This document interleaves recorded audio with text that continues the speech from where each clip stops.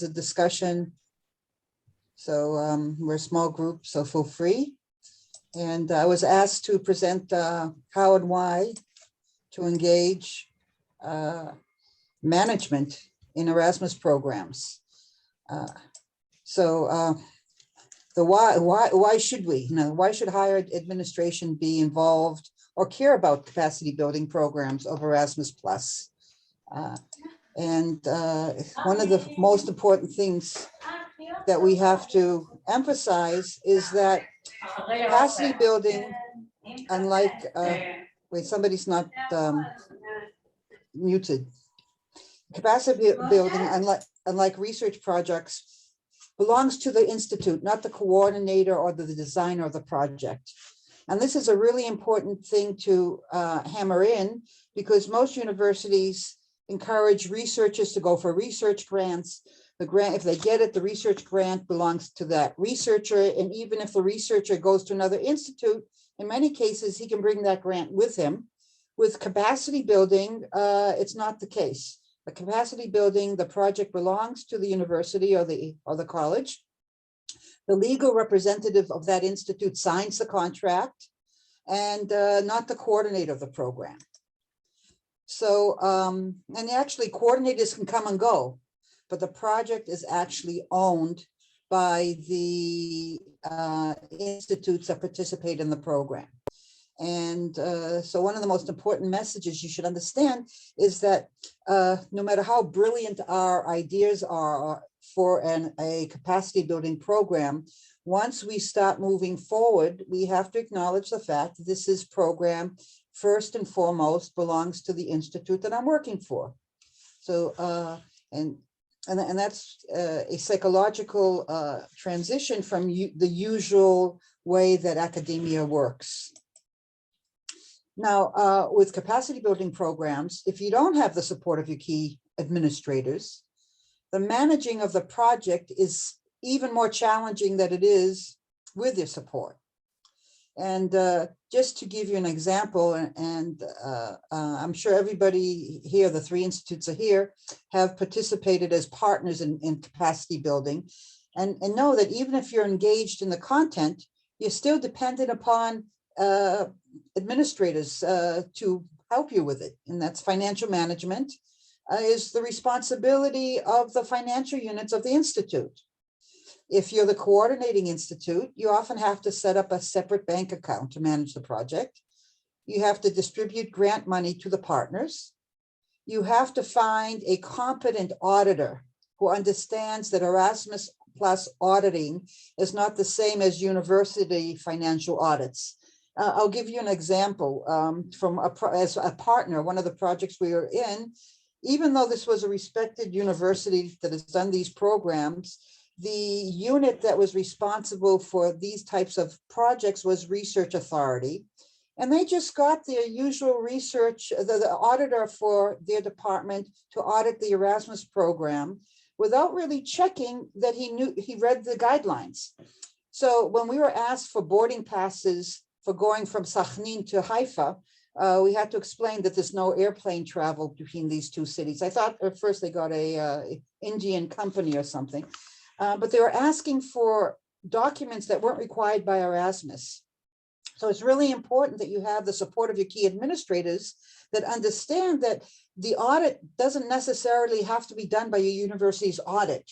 You need an audit company that has done Erasmus Plus, that is willing to read the 30 to 50 pages of guidelines for the auditor, that understands the audit regulations.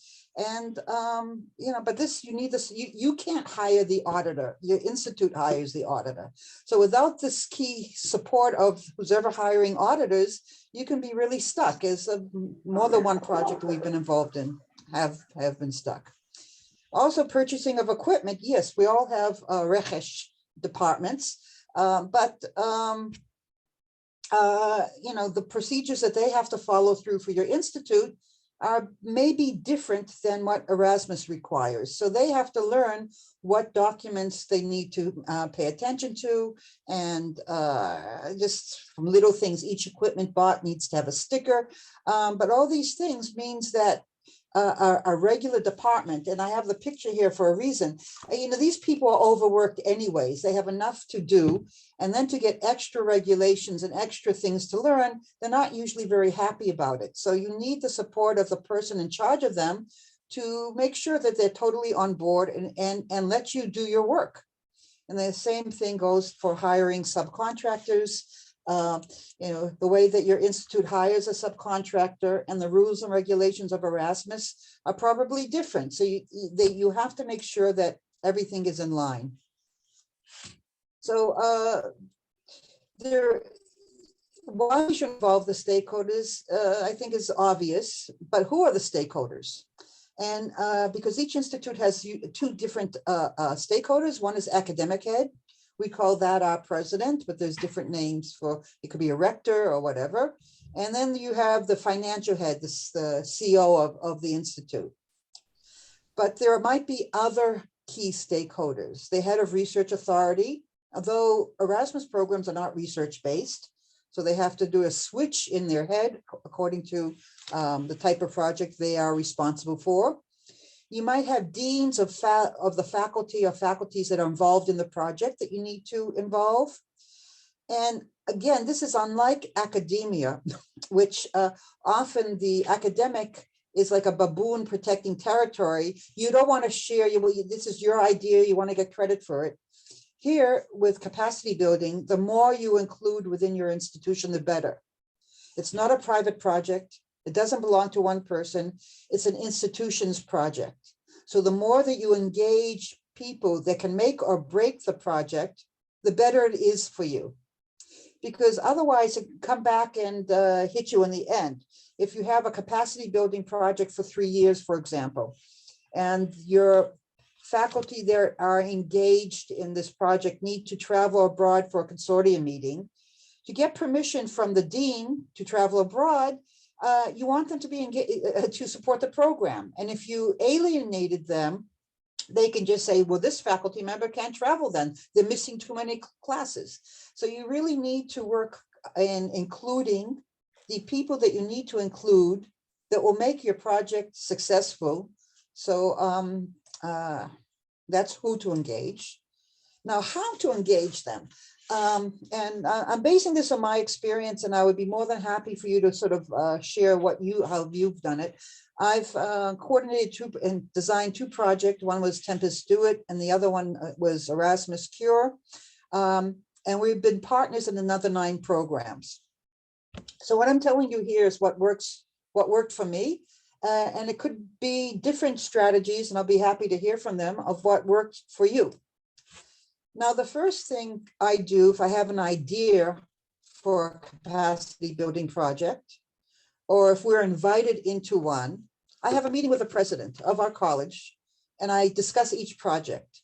If it's for example, for the CURE project, I was in Georgia, and the Georgian Institute of Ilia State University said, Rhonda, we want to have this project of promoting democracy and civic education, but we're already coordinating one. We don't want to coordinate another. Let's make this a joint Israel Georgian project. Would you be willing to coordinate it? And I replied, that seems interesting, but let me get back to Israel and I'll make a meeting with my president and I'll present it to him. And when I did, of course, he said, that's a great idea. This is important for Israel. This is important for teacher training. So when you have a meeting with your president and you explain the project and you sort of put it to him, it's the institute's program, not yours. It sort of gives him a sort of engagement and involvement. If we're the applicant, I also ask him to recommend other Israeli colleges or universities to join the team of the program. And I discuss who I think would contribute. And I said, these are the institutes that I think will be good. Do you have any other ideas? Is there an institute that you want us to collaborate with? Again, this engages the president in your program. And it shows him that this is the university's program, the college's program, and he needs to sort of be engaged. There are even times that I say, okay, I don't have a relationship with this college. Can you make the connection? And there were times that he just lifted up the phone and called this other president and then made the introduction, and it sort of eased my way in. And then also what it does, it's not only like somebody on my level approaching another institute. Already we have the commitments of two heads, and that really helps when trying to recruit the faculty members that will be doing the nitty-gritty work in the program. I also sort of discussed with the president the faculty members that I felt would be great for this project, and I asked him to recommend others. And the people he recommended, I turn to. And it's easy to recruit faculty members when you could say, hey, the president told me to contact you because this is the idea that we're moving forward with, and he thinks you can contribute. So, these are the strategies that I have used that have been very, very successful to engage the president and make him part of the program. In addition, another trick, if we got selected, I always built into the program with the first consortium meeting, having a budget for a key stakeholder from each of the Israeli institutions or partner institutions to attend the kickoff meeting. And in the kickoff meeting, I would have a special program for them. And thus, by traveling to a consortium meeting and participating in it, all the presidents, all these key stakeholders sort of come on board and are excited about the program. Now,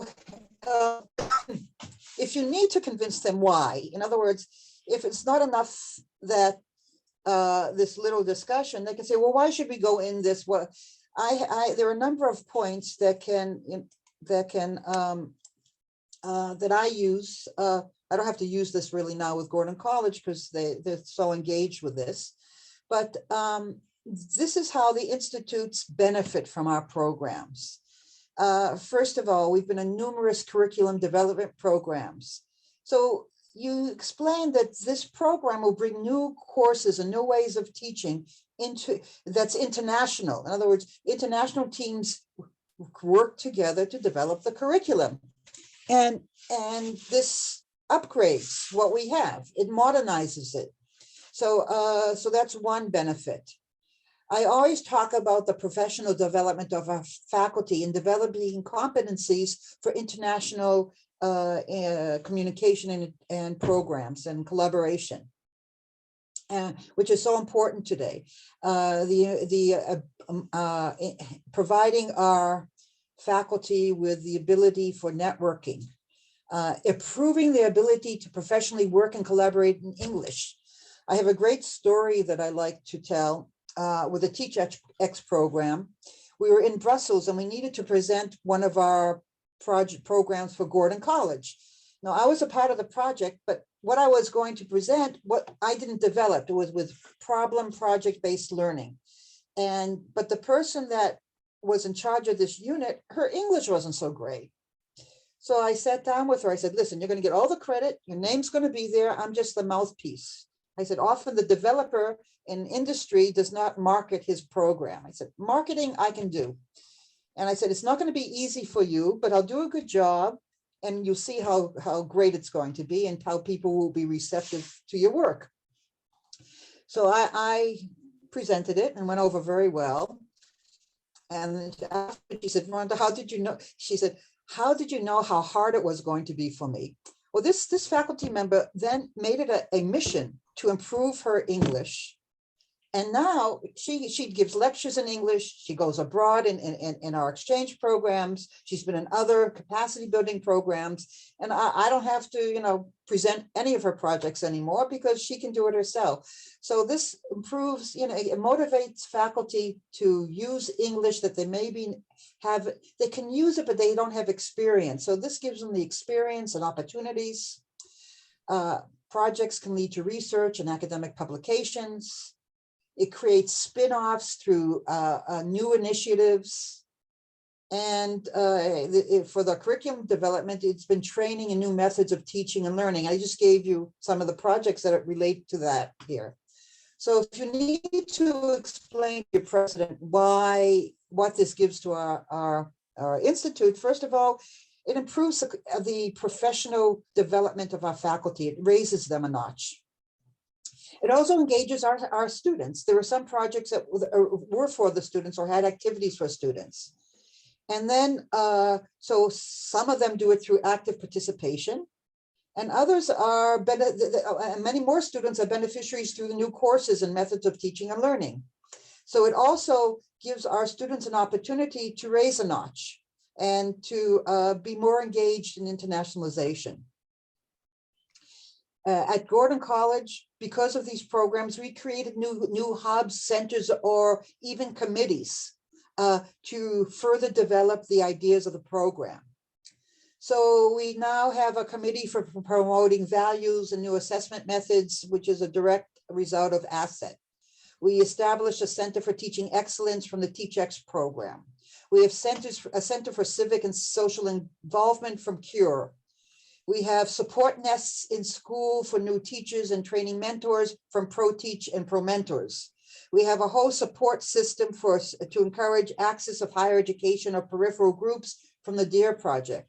So you can explain that these programs make us a better institute.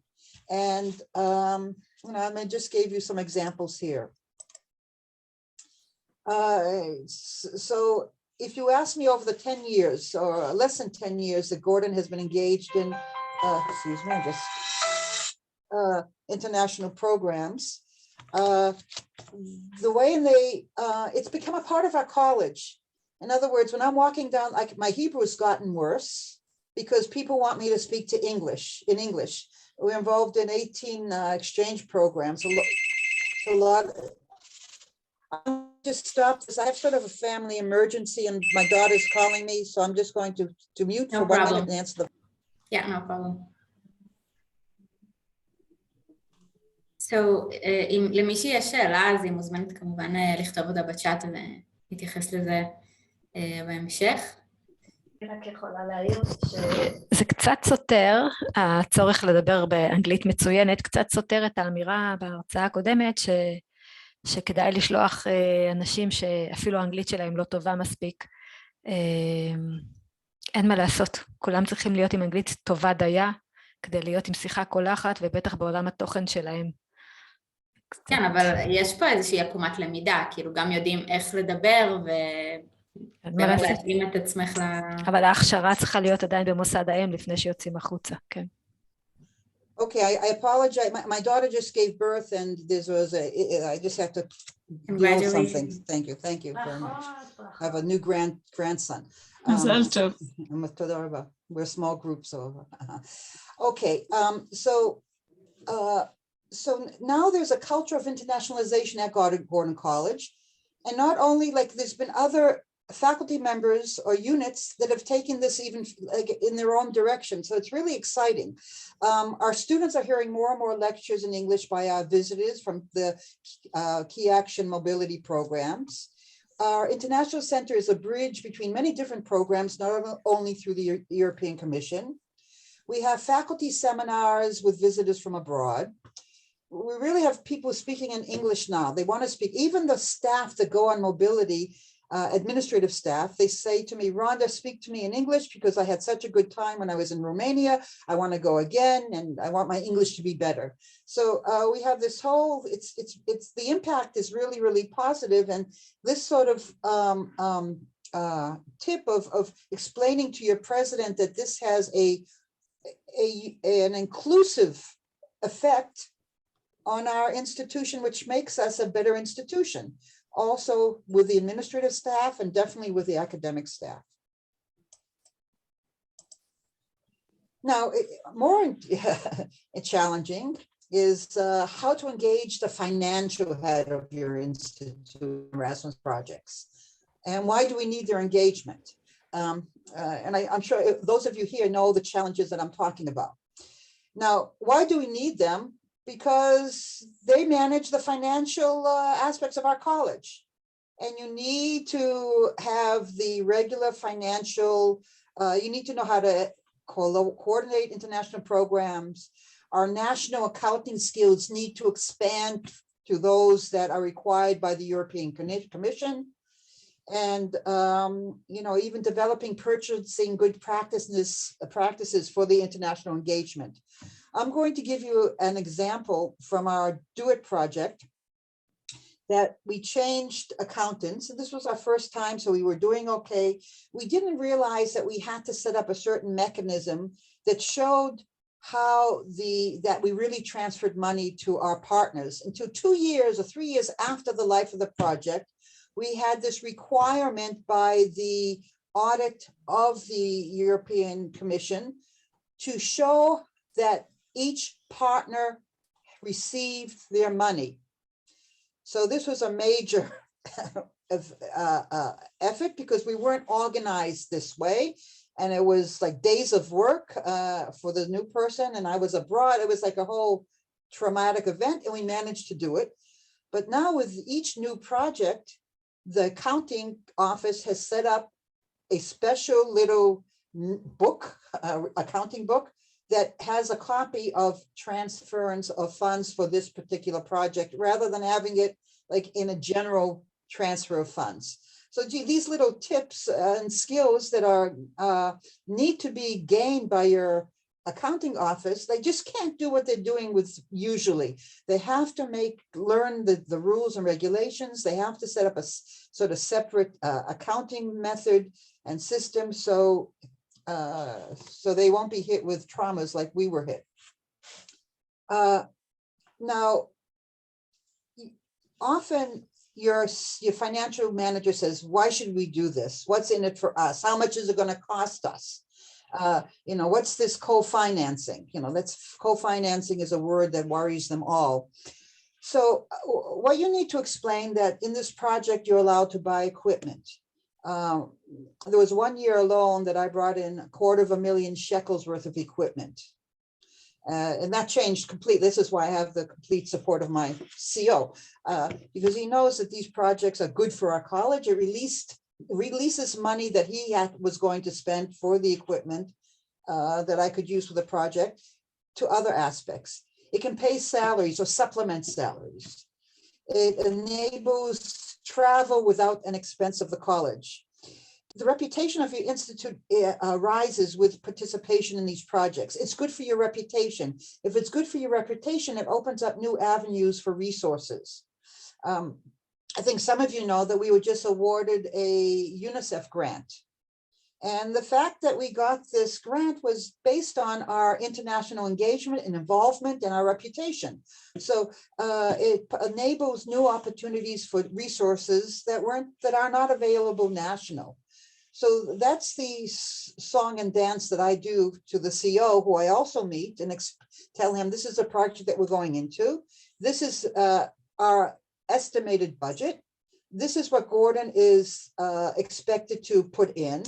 This is how we're going to get this money back. And he's happy. And I'm willing to sort of guide anybody here with hints of how to work with your financial managers of the institute that you're working with, if they are skeptical about why to go into these programs. In summary, and this is really my last slide, engaging key stakeholders of your institute is really a basic requirement, as far as I'm concerned, for successful capacity building programs. And we can have a discussion now because we're just a very small group. If you have any questions, you're free to call me. I think people here have called me and spoken to me, and you know that I'm always willing to provide advice, even if Gordon's not involved in the program that you're thinking with. I have a weird belief that if the project is good for Israel, it's good for everybody. So I'm very much promoting Israeli programs because I think it's good for Israel. Okay, are there any questions? Hello. Thank you. It was so much informative. Also, I have a question, evidently. Do you have a source of data of that you are showing of tangible results that you received from the other projects you had, like how many in number you had in publications or research?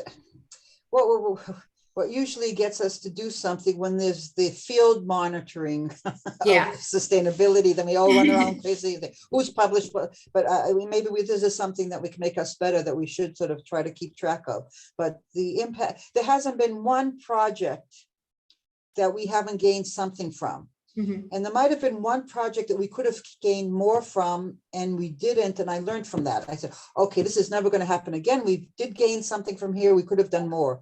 And since then, I make sure that we have a tangible, something new that we haven't done before, a tangible, sustainable impact. And it's, you know, we have kabbalot from every single project that we've gone in, but it's hard. I haven't been keeping a number, you know, but all the times the numbers change. People sometimes, when I finished my Do It project, one of my students from Georgia and Tel Aviv area said, Rhonda, we created an NGO because of Do It. I said, now you tell me, you know, we just had the capacity building field monitoring. He said, yeah, we're working with the youth from the Keist youth, and they were going towards ISIS, and we decided to set up an NGO that worked with youth in these villages, and it's because of Do It. We have the Do It team there. So, you know, sometimes these things you don't even hear about until after the fact. But the indirect impact. You know, in Georgia now, every year before COVID, we have a major conference of the Israeli-Georgian capacity building programs. So you even have people telling about what Do It has done, which is finished 6-7 years ago, and the new program. So it's really over 100 people attend this conference in Georgia, and so these very, very exciting opportunities. There is an impact, but maybe when I retire more and get bored, I'll start collecting numbers. Thank you. And again, if any of you have an idea or a small group, it's going to be really challenging for Israeli institutes with this next call. But I have a few ideas of, if you have a really innovative idea, how we could make it successful. So if you want to sort of for a strategy. So if you want to, you know, if you think Gordon can contribute to your project, you just want to throw the idea with me, you can have a, you know, I gave you my, I'll write it again, my email address and my phone number, email address. And may I ask something, please? Sure. Hi, I'm Vera from Rupi. Nice to meet you all. I'm pretty new. So first of all, thank you very much, Professor, for mentioning all that and for letting me compliment your fruitful achievements. It's really something really impressive.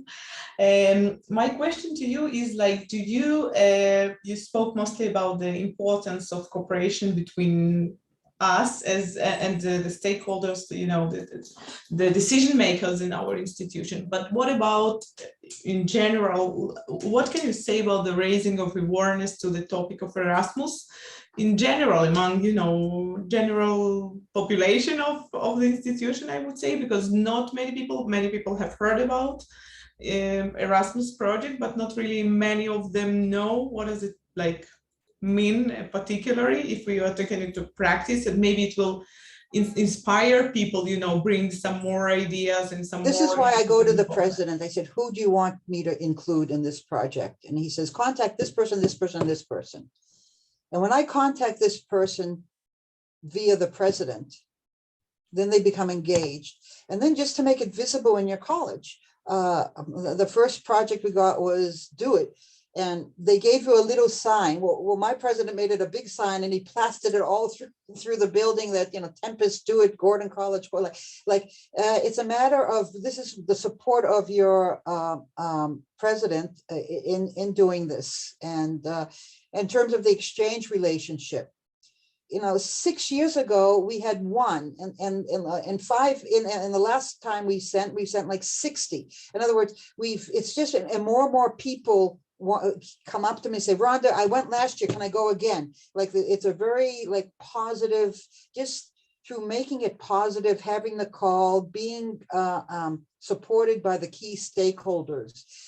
Every opening of the school year at Gordon College, I always have 5 minutes to say what we're doing on the international level. And it sort of makes people aware. And our approach is to be inclusive, not to have the same people always engaged. To make, like with the capacity building programs, I always try to include new departments that haven't benefited from these programs. And in this way, you gradually build up a institute that can say that they have a culture of internationalization, that's important for them. But if your president doesn't believe in it, or you have closed-minded deans and faculty of education that don't believe in it, you don't, like, I don't have to fight to have my faculty go abroad to engage in international relations. We have a procedure and we have protocols, and you just can't go off whenever you want. But if you're contributing to an international project, then you have the support of the key stakeholders. So it just, like Rupen was in a capacity building project of demo.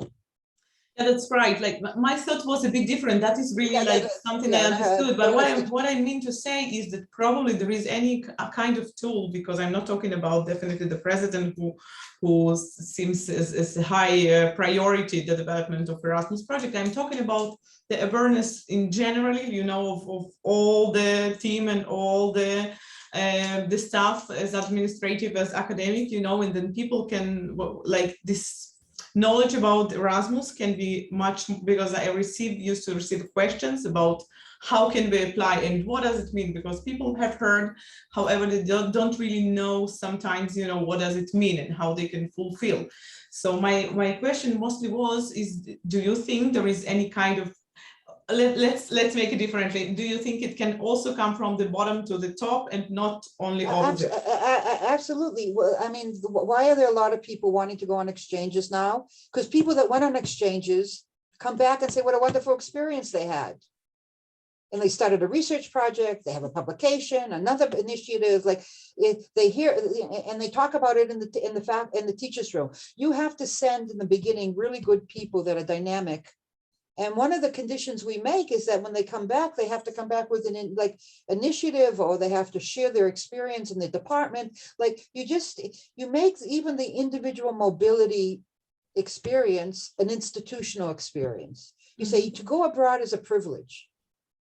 But we want you to share what you got from your experience with your, even in a small departmental meeting.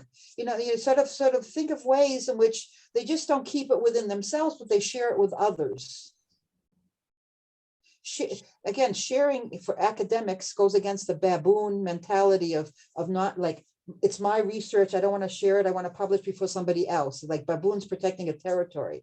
When you tell somebody to sort of share things, they get, they feel, some of them feel threatened, and that still holds over. And Erasmus goes against this baboon mentality, you know, because you have to share in order to succeed.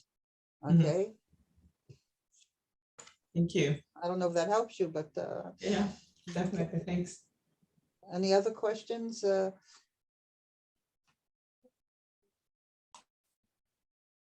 I think we'll leave everyone to have their lunch. Thank you so much, Rhonda. Thank you all for your time and participation. Of course, we will share the presentation and the recording. And thank you so much for being with us today. Okay, take care. Bye-bye. Bye.